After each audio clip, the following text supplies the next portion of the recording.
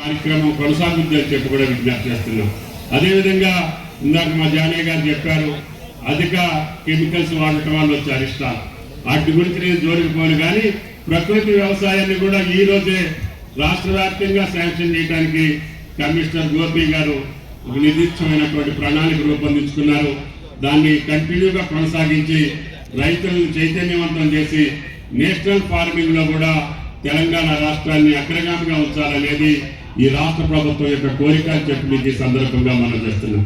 అందుకని ఎన్ని ఆర్థిక పరమైన ఇబ్బందులున్నా కష్టాలున్నా ఒక పక్క ఇరిగేషన్ ప్రాజెక్టులు పూర్తి చేసుకుంటూనే అదేవిధంగా రైతాంగానికి కావాల్సినటువంటి 1,00,000 కోట్లు రైతు భరోసా, రుణమాఫీ అనేక కార్యక్రమాల మీద ఈ రోజు వరకు ఖర్చు పెట్టగలిగాం. మీరు చల్లగా ఉంటే రాష్ట్రం పచ్చగా ఉంటుంది, రాష్ట్రం పచ్చగా ఉంటే ఆదాయం కూడా వ్యవసాయం నుంచే ఎక్కువ రావాలి. అందుకనే 2047 కల్లా మేము $400 బిలియన్ ఆదాయం వచ్చేటట్టుగా రైతులు ప్రోత్సహించడం కోసం ఒక ప్రణాళికను తీసుకున్నాం.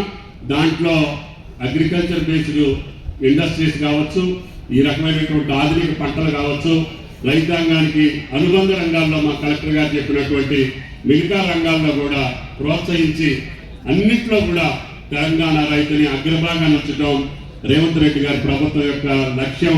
దానికి అనుగుణంగా మా శాసనసభ్యుడు వెంకట్రావు గారు కానీ, ఆదినారాయణ గారు కానీ, రాష్ట్రంలో ఉన్న శాసనసభ్యులందరూ రైతుకు కావాల్సినటువంటి అవసరాల మీద దృష్టి పెట్టి రాష్ట్ర ప్రభుత్వం చేస్తున్నటువంటి ప్రతి కార్యక్రమాన్ని ప్రోత్సహించి, ముఖ్యంగా హార్టికల్చర్కి సంబంధించినటువంటి అనువైనటువంటి పంట తెలంగాణకి ఆయిల్ ఫామ్ ఉంది, దాన్ని ప్రోత్సహించి 32-33 జిల్లాల్లో, హైదరాబాద్ తప్ప మిగతా అన్ని జిల్లాల్లో మనం ఆయిల్ ఫామ్ను ప్రోత్సహిస్తున్నాం.